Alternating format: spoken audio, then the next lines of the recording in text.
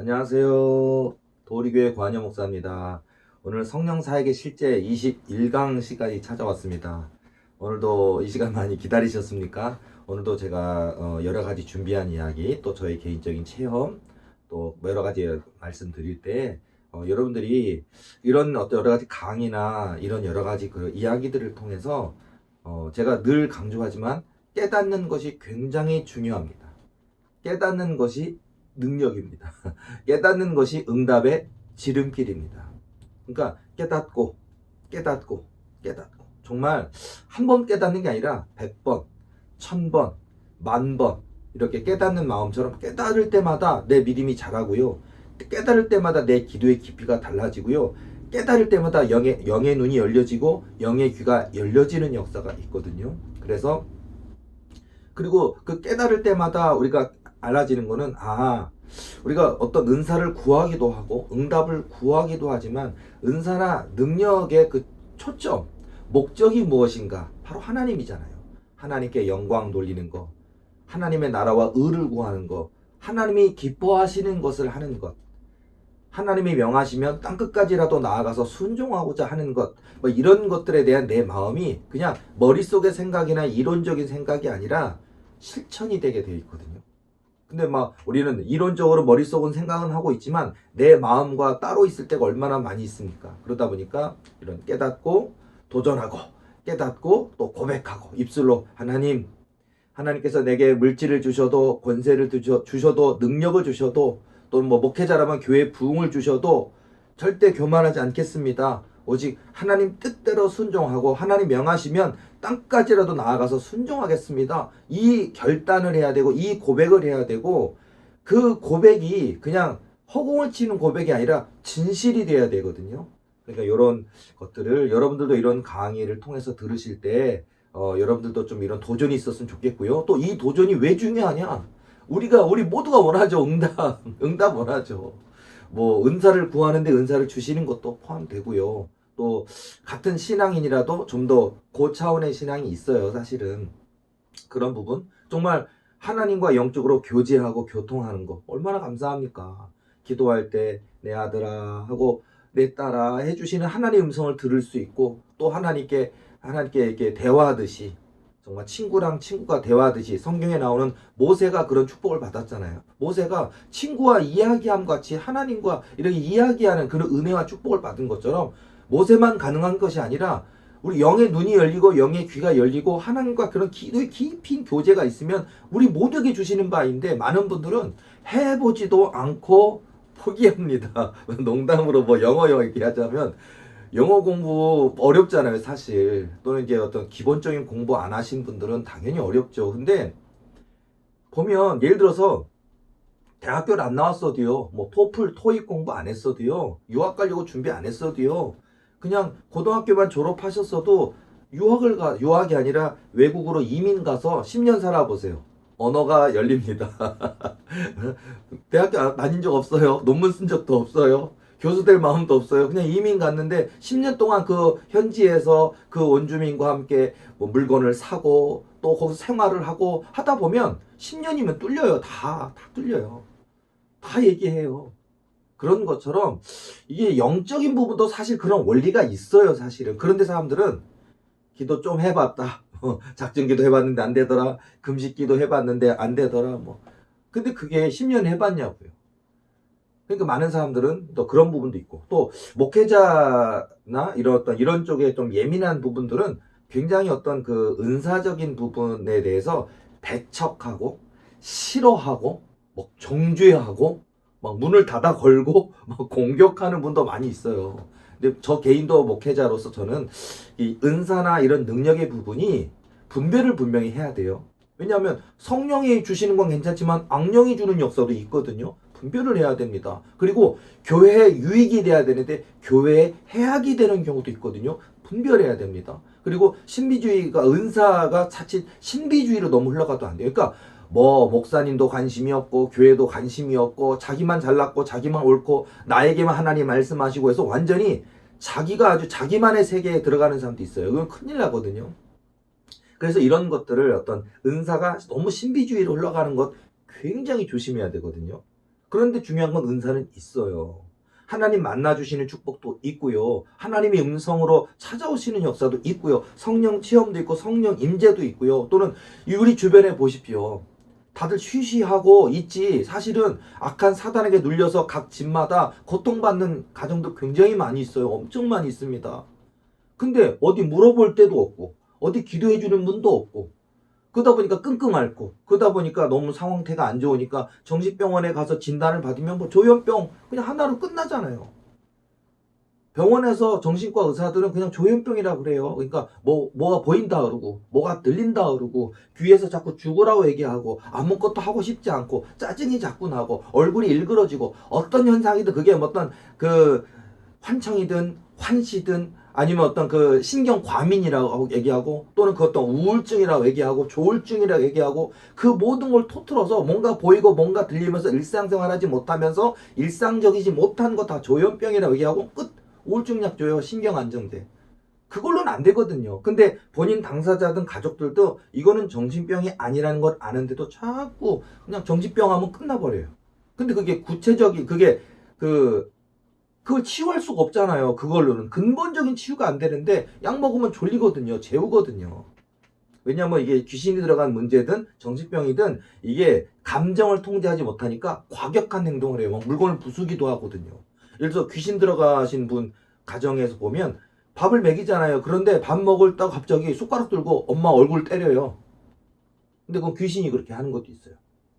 숟가락으로 얼굴을 갑자기 때린다든지 뺨을 때린다든지 그러면 정상적이지 못할 뿐만 아니라 자칫하면 다칠 수도 있고 몸을 상할 수도 있거든요. 이렇게 되는 것들을 그런 약을 먹이면 이렇게 안정시키거든요. 근데 어쨌든 자 굉장히 제가 들려드리고 싶은 얘기가 너무너무 많은데 항상 이렇게 제한된 시간 속에 하다 보니까 좀 있는데요. 어쨌든 자 여러분들 그래서 이런 것도 있고 자 뭐 예를 들어서 아까 제가 응답에 대한 얘기도 말씀드렸지만은요. 귀신 들어갔으면 귀신 떠나가야죠. 나서야죠. 귀신이 더 이상 내 귀에다 뭐라고 얘기 안 해야 될 것이고 나사렛 예수 그리스도의 이름으로 기도할 때 귀신이 떠나가서 내가 정신이 온전해져서 직장생활 할 수 있고 인간관계 할 수 있고 누구랑 교제하고 만날 수도 있고 사회로 나올 수 있어야지 집에만 숨어 있고 아무것도 못해서 좌절해 있고 쓰러져 있으면 안 되잖아요. 그것뿐입니까? 또는 원인 모를 질병이든 원인 모를 질병도 있어요. 근데 그런 것이 어떤 왜 이렇게 시작됐는지 또는 나을 수 있는지 병원에 가서 예를 들어서 뭐 피부병이라고 한다면 모든 진단도 받았고 이 병원도 가보고 저 병원도 가보고 진단도 받아봤고 했지만 뭐 연고제도 바르고 약도 정기적으로 먹고 진료도 받고 하지만 뭐 한방 치료도 받고 양방 치료도 받지만 낫지 않는 경우도 있어요. 그것도 5년 10년 그러면 그 고통이 얼마나 크겠냐고요.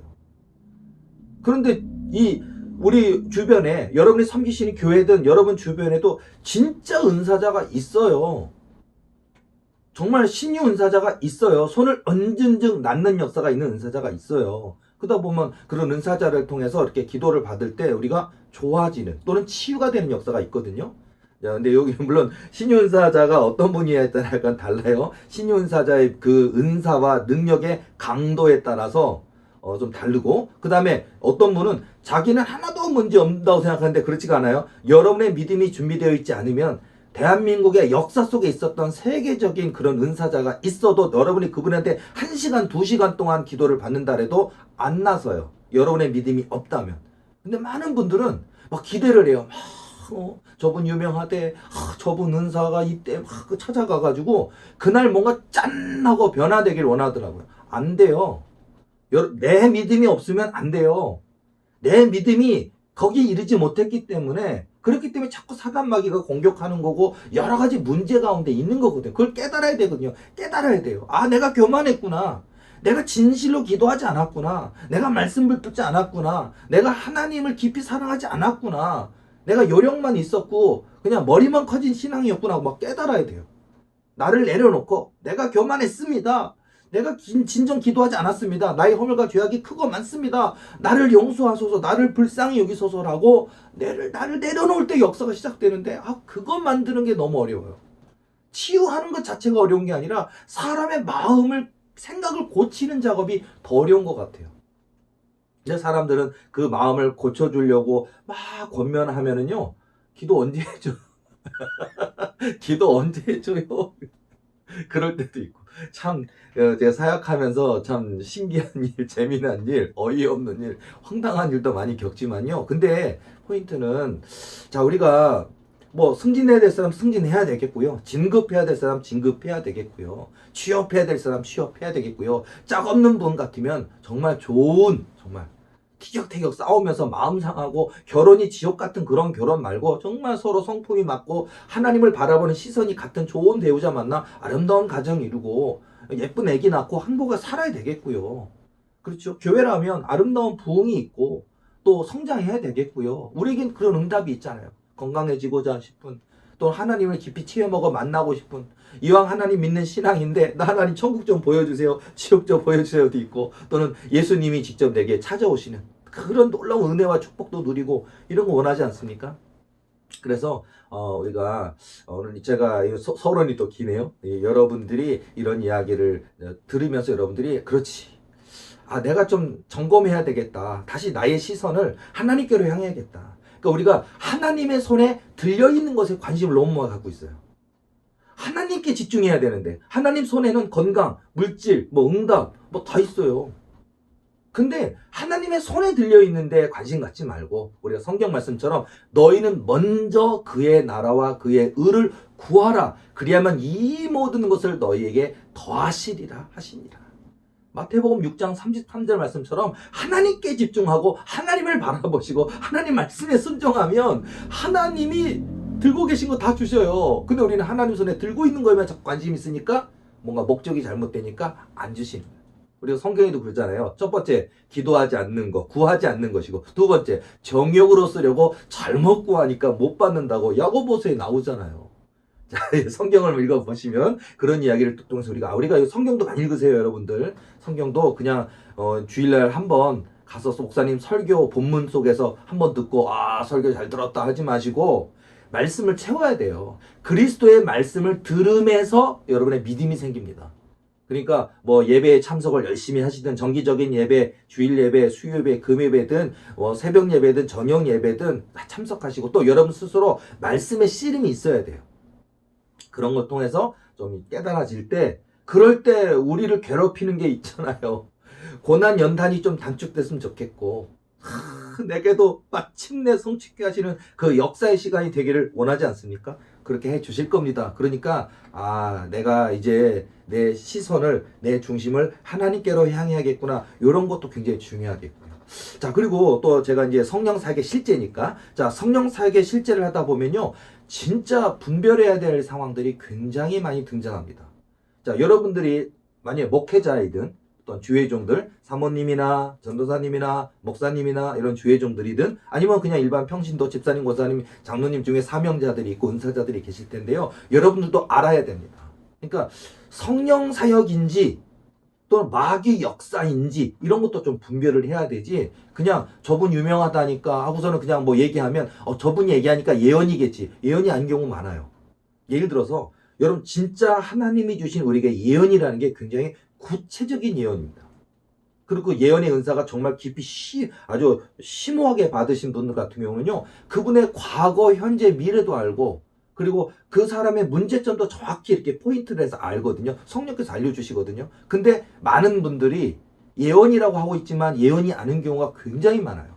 마귀 예언은 아니에요. 그러나 그 거짓 예언에 해당되는. 그러니까 마귀 예언은 거짓 예언이지만 사람이 입으로 낸 말인데 하나님이 주신 예언이 아니라면 그것도 거짓 예언이거든요. 근데 우리가 거짓 예언이라고 할 수도 있고 어떨 때는 상식적인 예언, 성경적인 예언도 있어요. 근데 그건 뭐냐면 너가 위대하게 되리라, 너가 훗날 큰 나무가 되리라, 뭐 이런 식으로 좋은 얘기죠. 훗날 커진대, 훗날 유명해진대, 돈 많이 번대, 재벌이 된대, 좋은 말이죠. 근데 그거는 어떤 목사님이든 어떤 신앙의 선배들이든 위로하고 격려할 수 있는 이야기거든요. 근데 그거 예언인 줄 알더라고. 그건 아니에요. 그러니까 그런 것도 우리가 분별해야 되는데, 좋은 얘기를 들려주면 그러면 당연히 예언이겠지 하는데 예언이 아닌 경우도 있는데 그 예언을 붙들다가 좌절할 때가 또 얼마나 많습니까? 그러니까 또 어려운 일이죠. 분별을 해야 됩니다. 그런 것도 있고요. 자, 예를 들어서 이거 우리 몇 가지 제가 이제 포인트를 먼저 얘기하고 가자면요.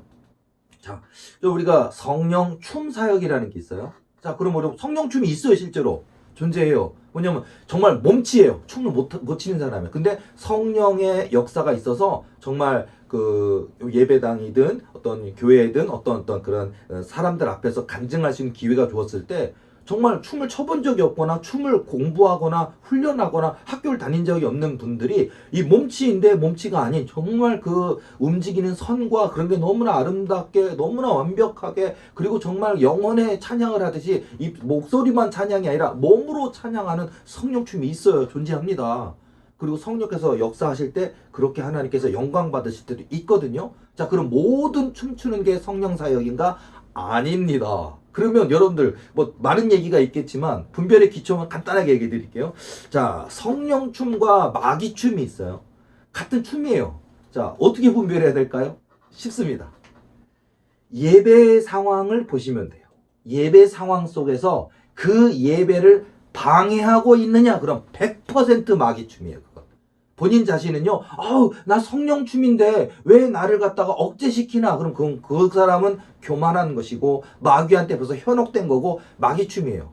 아주 교만한 분들이 아주 이 마귀의 역사에 굉장히 이렇게 먹이가 되는 분들이 많이 있거든요. 자, 예를 들어서, 목사님이 지금 설교를 하고 계셔요. 목사님이 열심히 준비한 설교를 또 청중들이 많든 적든 예배가 시작되어서 예배 중이고 목사님 설교하시는데 갑자기 성령이 막 춤추라 그랬다고 음성이 들렸다고 목사님 설교하는 앞에 나와서 막 춤추고 있어. 자, 이게 성령 춤일까요? 마귀 역사일까요? 100% 마귀 역사입니다. 이거는. 이런 건 분별해야 된다는 거예요. 그러니까 우리가 성령의 은사는 분명히 존재합니다. 예언도 있고 뭐 신윤사도 있고 귀신 내쫓는 은사도 있고 성령 춤도 있고 있어요. 그런데 예배를 방해하는가 그 굉장히 중요한 부분을 분별의 기초거든요. 자, 그래서 여러분들도 그냥 성령 춤이니까 자제시켜야 되나 아니면은 놔둬도 되나 막 당황하지 말고 목회자이시면 예배 중이라면 여러분들이 그걸 갖다가 중지시키시고 못하게 해야 됩니다. 그건 마귀 역사입니다. 자, 그런 부분들도 우리가 좀 한번 분별을 해야 되겠고요. 자, 그 다음에 예를 들어서 유명한 거 질문들 많이 하신 것 중에 제가 그러니까 금리 사역 성령의 사역인가라고 질문하신 분이 있더라고요. 예를 들어서 뭐 이렇게 안수 받을 때 뭐 예배 집회 중인데 막 목사님 설교하고 부흥사고 설교하고 계시는데 내 이 썩은 이가 금리로 바뀌었다 하면서 그러면서 뭐 그걸 기도하고 안수할 때 막 금리가 막 뭐 생기는 역사가 있고 막 그렇다면 여러분들은 신기하다. 물론 가능한 얘기겠죠.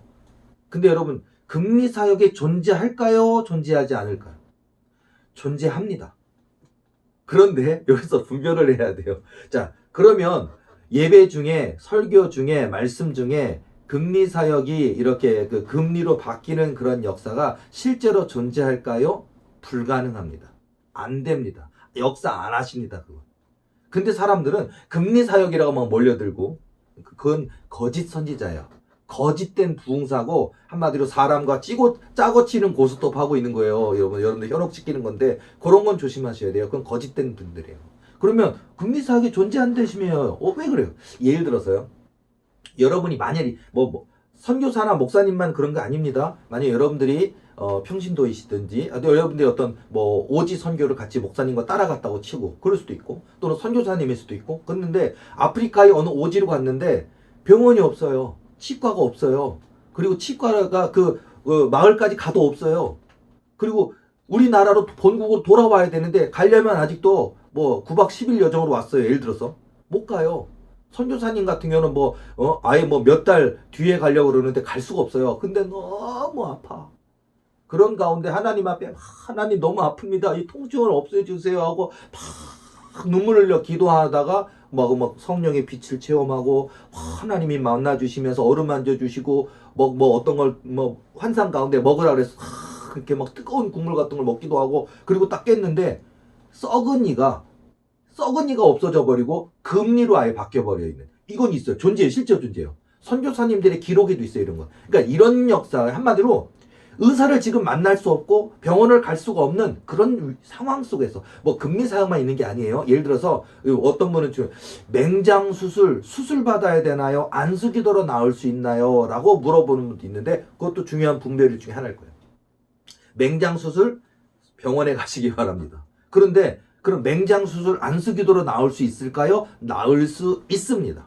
그럼 이것도 상황이 있어요. 그러니까 성역에서 개입하시는 상황이 있는데 뭐냐면 이 아까처럼 어떤 그 위급한 지역이라든지 아니면 지금 병원 갈 수 있는 상황이 아닌 경우 있잖아요. 그런 경우에 하나님 앞에 울며 불며 하나님께 기도하는데 너무 아파요. 여러분 맹장이란 수술 그게 병원에선 간단하지만 맹장 수술 좀 늦거나 잘못하면 죽을 수도 있어요.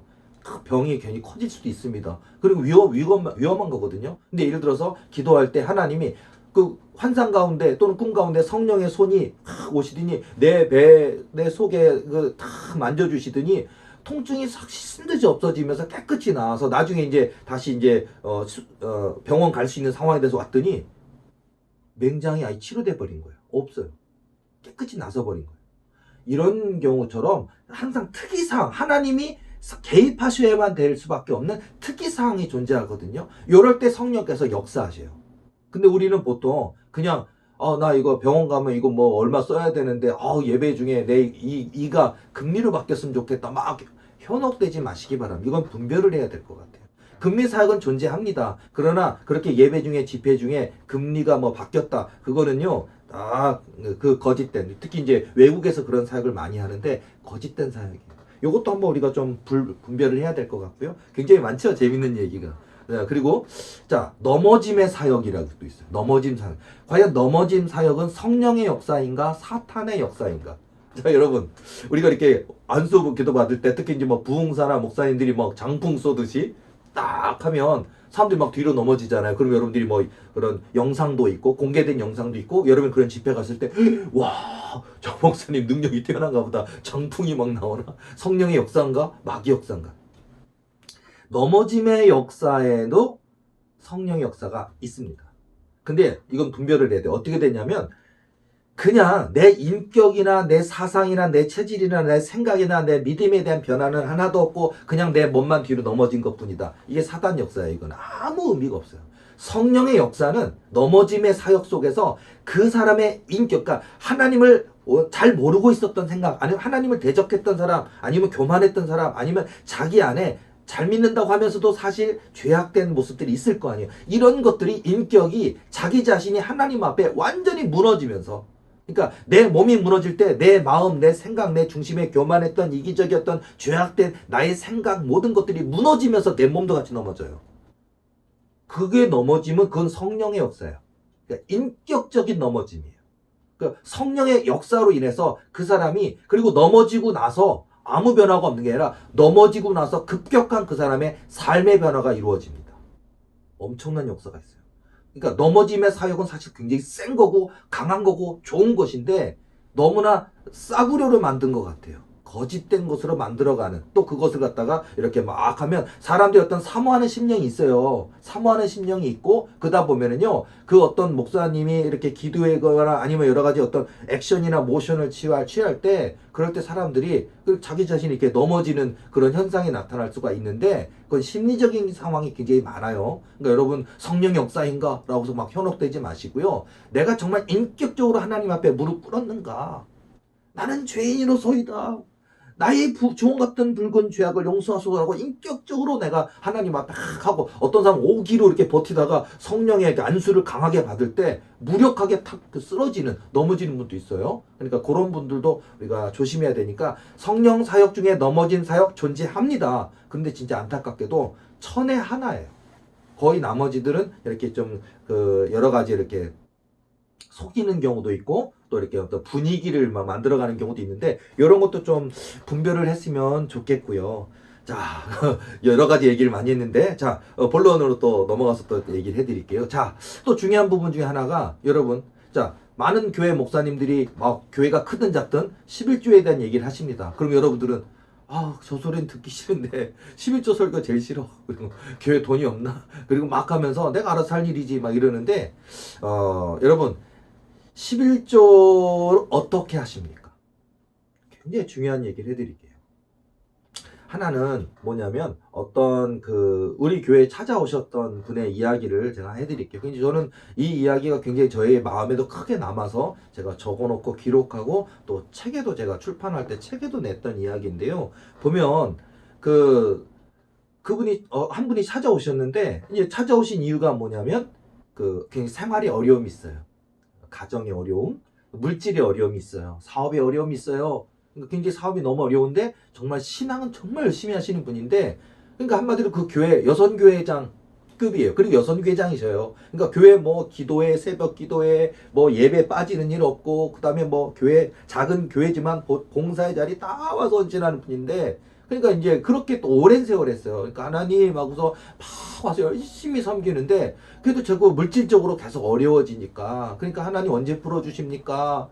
하나님 이 연단은 언제 끝납니까? 라고 저 얼마나 답답하시겠어요. 그러다 보니까 저희 교회에 찾아오셨어요. 그러더니 상담 이제 그 당시 저희 어머니이신 원장님을 통해서 상담을 할 때 보면 그분이 굉장히 깜짝 놀란 게 있어요. 그러니까 너는 왜 내 것을 도적질하느냐라고 성령께서 음성을 주시니까 그분이 깜짝 놀라면서 아니 전 한 번도 하나님 거 도적질한 적 없습니다 라고 얘기를 하시는 거예요. 그러니까 그분은 나름대로 하나님께 철저하게 11조 심었다고 싶었는데 여기 와서 원장님을 통해 주시는 그러니까 성령께서 주시는 음성은 11조를 내가 도적질하고 있다 그러니까 이분은 억울한 거예요. 황당한 거예요. 그런 적 없는데. 그러니까 또 이제 정확한 구체적인 음성을 또 주십니다. 너는 왜 월정 헌금을 11조라고 하면서 너는 11조를 했다고 하느냐? 그것은 11조 헌금이 아니라 월정 헌금이란다 라고 얘기하니까 그분이 막 우시더라고요. 그러니까 그분이 뭐냐면 생활이 어렵다 보니까 온전한 11조를 드린다고 하는 게 너무 뭐 그 11조 안에 세금 낼 돈, 뭐 무언 낼 거 뭐 굉장히 많이 있으니까 그냥 하나님 제가 원래는 11조는 뭐 예를 들어서 50만 원 해야 되는데 하나님 제가 너무 어려운 거 아시죠? 그러니까 제가 하나님 10만 원만 월정 헌금이지만 하나님 이 11조로 제가 드릴 테니까 하나님 저 형편 풀어주시면 제가 온전한 11조 할게라고 그렇게 했다는 거야. 그러니까 어려운 가운데 심은 거 참 잘하신 거예요. 근데 하나님이 뭐라고 하시냐? 그 다음 주신 말씀이 내가 너에게 복을 주고 싶은데 내가 너에게 물질의 복을 주고자 하는 네가 얼마나 교회 봉사 열심히 하고 기도 열심히 하고 정말 하나님께 잘해보려고 하는 건 내가 안다. 근데 내가 너에게 복을 주고 싶은데 네가 월정헌금을 11조로 하고 드리니까 너가에게 복을 줄 수 있는 통로가 열리지 않는다고 하시는 거예요. 깜짝 놀랐어요. 그분이요. 자, 여러분 혹시 이 강의 듣는 분 중에 월정헌금 하고 계십니까? 11조 하시기 바랍니다. 여러분 이게 이런 예화를 들을 때마다 저도 놀래요. 저도 놀래고 저도 깜짝 놀래고 저도 굉장히 도전을 많이 받거든요.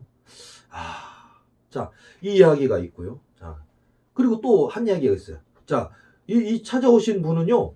굉장히 유명한 분이에요. 저도 놀랐어요. 왜냐면 저를 먼저 얼굴 보고 있다가 이제 상담하러 들어갔으니까 당연히 저도 먼저 얼굴 보고 했는데 인쇄 글 쓰시는 분이에요. 그리고 유명한 대형교회 목사님이시고 부흥사예요. 나 TV에만 보는 분이 우리 교회 찾아오니까 놀랬죠, 저도. 우리 교회는 작고 조그마한 교회인데 그렇게 큰 교회 목사님이 뭐하러 우리 교회 오냔 말이에요. 근데 그 목사님은 또 책 쓰는 분이고 책을 굉장히 많이 쓰셨어요. 그리고 인세가 1억이 넘게 들어온대요. 인세가. 와 대단하죠. 여러분 교회에서 사례비 말고 사례비도 억대예요. 근데 사례비 말고 그냥 인세가 억대예요. TV에 나오는 분이에요. 부흥사예요. 글 굉장히 많이 쓰냐. 책 굉장히 여러 권 썼고 몇만 권 이상씩 막 굉장히 많이 팔리는 분이에요. 근데 그런 분이 오셨어요. 저도 이런 유명한 분이 이런 글 쓰시는 분이 왜 우리 교회를 뭐하러 왔을까 그랬는데 어쨌든 이분도 이렇게 찾아보니까 여기서 가서 내가 좀 상담을 받아봐야겠다 싶어서 이제 여러분 알아보시고 오셨다는 거예요. 이제 오신 게 뭐냐면 이분이 그 교회도 크고 또 유명하신 분이고 굉장히 뭐 여기 부흥해달라 저기 부흥해달라 그래서 많이 그런 큰 교회들 가서 부흥회를 많이 하시는 목사님이에요. 유명하신 분이에요. 그러니까 이 분이 그런데 문제는 뭐냐? 자꾸 가정에 큰 문제가 자꾸 생긴다라는 거예요. 큰 문제가. 애가 다쳐서 또 애가 사고 쳐서 아니면 갑자기 내가 운전을 잘못해서 아내가 운전을 잘못해서 해가지고 막 1000단위 막 500단위 1000단위 막 2000단위 막 돈이 막 깨지고 나간대. 엄청 나간대요. 그러니까 돈도 돈이지만 자꾸 막 내 주변에 내 삶 속에 내 가족 속에 자꾸 다치는 일, 돈이 엄청 많이 나가는 일, 내가 잘못해서 남에게 물어줘야 되는 일들이 자꾸 자꾸 벌어지니까 걱정이 되는 거예요. 내가 하나님한테 뭘 잘못했는가? 하나님이 뭔가 나한테 경고하시는 것 같기도 하고 뭔가 두려움이 있잖아요. 사람에겐요. 뭔가 있으면. 뭔가 하나님이 나 깨닫게 하시려는 건데 막 그런 생각이 드니까 역시 부흥사답게 역시 대형교회 목사님답게 역시 기도하는 목사님답게 뭔가 느끼는 거예요. 그러다 보니까 정확하게 그것을 판단하고 싶어서 오셨던 거예요. 자, 오셨습니다. 근데요. 이분이 깜짝 놀라는 거예요.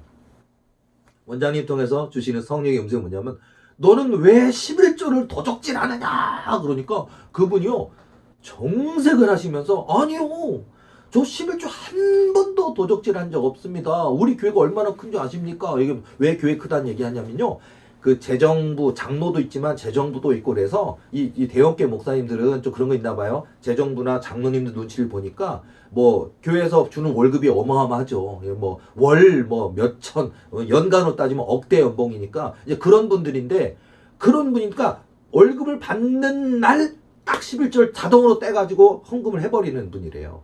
그러니까 이제 책 잡히지 않으려고 이런 분들은 되게 그 다른 어떤 자기 섬기는 교회 교인이나 재정부 뭐 집사 권사나 아니면 장로들에게 책 잡히지 않기 위해서 교회로부터 받는 뭐 월급이든 어떤 다른 보너스든 11조를 월급을 받는 순간 그날 바로 떼어냈기 때문에 제가 여태까지 그 여기 교회에서 목회하면서 한 번도 제가 11조 도적질 한 적 없고 받은 날 바로 11조를 떼서 바로 헌금해 버리는데 제가 어찌 도적질했다고 하십니까 하면서 항변을 하시는 거예요. 억울해하면서. 그러니까 틀렸다는 거야. 그러니까 이제 어때? 성령께서 주신 음성이 너는 교회에서 받는 월급만 11조를 하느냐? 너는 왜 부흥회 가서 받은 부흥회 사례비 10원도 낸 적도 없고 너는 인세를 억대로 받으면서 그 인세도 10원도 하나님께 헌금한 적이 없지 않느냐? 내가 너에게 그 인세를 쓰도록 책을 많이 쓰게 하고 너를 유명하게 하고 너가 부흥사 가서 여러분 부흥사 가서 사례비가요 한 달 월급이에요. 이분은요. 대단하시죠? 여러분 대형교회 목사님이 더 큰 교회 이런 데 가서 부흥회 가서 부흥회 하시면요 그 부흥회 뭐 3일 할 때도 있고 하루짜리 할 때도 있지만 한 번 부흥회 하면 사례비가 어마어마합니다. 근데요 이분이 단 한 번도 부흥회 갔던 사례비 뭐 사례비를 500만 원 받을 적도 있고 1000만 원 받을 적도 있는데 한 번도 11조 낸 적이 없어요. 왜냐면 그 교회 장로나 재무 집사 권사나 이분이 부흥회 가서 사례비 얼마 받았는지 알 길이 없고 확인할 길이 없으니까 안 내도 되는 거예요. 인세를 갖다가 억대로 인세를 받는데 한 번도 낸 적도 없대요. 근데 그거를 딱 얘기하시니까 이 예언은 이래야 되는 거예요. 예언은요. 진짜 예언, 물론 예언의 은사의 강도에 따라서 요 정도까지 알고 요 정도 알고 요 정도 알고 근데 정말 여기까지 가야 돼요. 그게 진짜입니다. 근데요. 그분은요.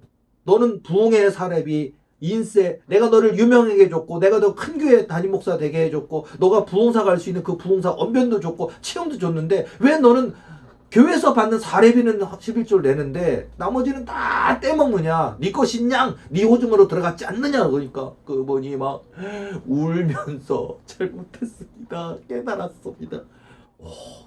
그래서 하나님이 널 사랑하기 때문에 네가 깨닫기를 원해서 계속해서 네가 안 낸 만큼 헌금을 안 낸 만큼 그 금이 커요. 안 낸 만큼 이렇게 다 가져갔다는 거예요. 와, 여러분 간증 여러분 많이 들어보셨죠?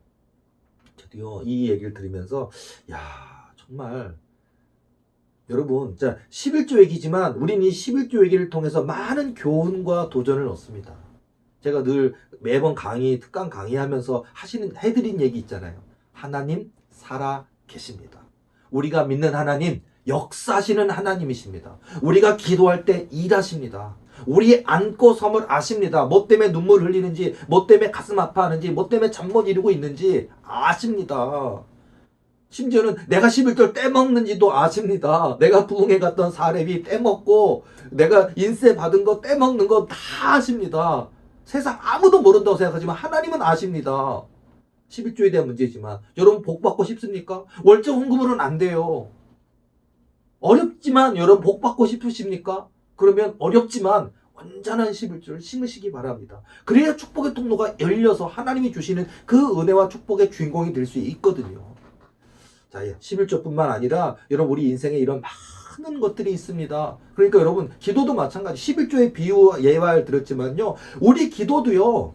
당장에는 응답 안 하시는 것 같고 당장에는 안 듣고 계시는 것 같아 보이지만 낙심하지 말고 원망하지 말고 불평하지 말고 하나님이 이 기도를 듣고 계신다는 믿음을 가지고 그리고 내 육신의 정욕으로 하는 기도가 아니라 하나님의 나라와 의를 구하는 기도요 하나님의 마음이 합한 기도로 끊임없이 기도로 나아가면 그 기도의 권능이 나타나요. 그 기도의 역사가 나타나고 응답으로 찾아옵니다. 하나님이 반드시 주십니다.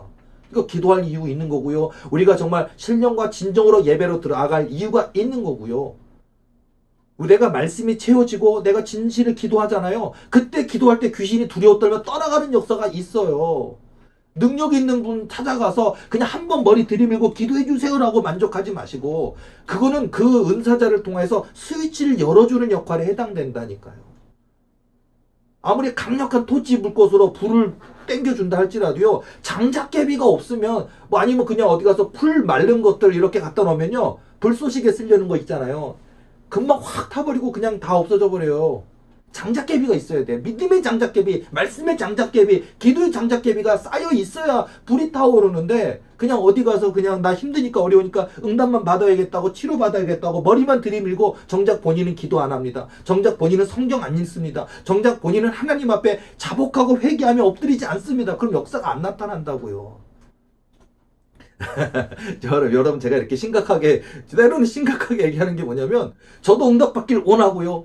여기 강의를 함께 듣는 여러분 모두가 응답받기를 원하고요. 2021년 우리가 승리해야 되지 않겠습니까? 자, 그래서 자, 여러분 오늘 제가 몇 가지 중요한 분별에 대한 얘기를 했고 또 이제 11조에 대한 얘기를 잠깐 하면서 또 우리 하나님 살아 계시니까 온전한 믿음과 신앙을 해서 우리가 승리합시다 라는 얘기를 나누어 드렸는데요. 자, 오늘도 도움이 되셨습니까? 유익하셨습니까? 여러분 또 깨닫는 시간 되셨으면 좋겠고요. 또 한 주간 동안 믿음의 씨름 꼭 하시고 또 다음 주 또 더 재미있고 유익한 제가 주제를 가지고 와서 함께 나눌 때 다음 주에 또 기다리시고 또 좋은 시간 가지길 바랍니다. 오늘 여기까지 하겠습니다. 수고하셨습니다.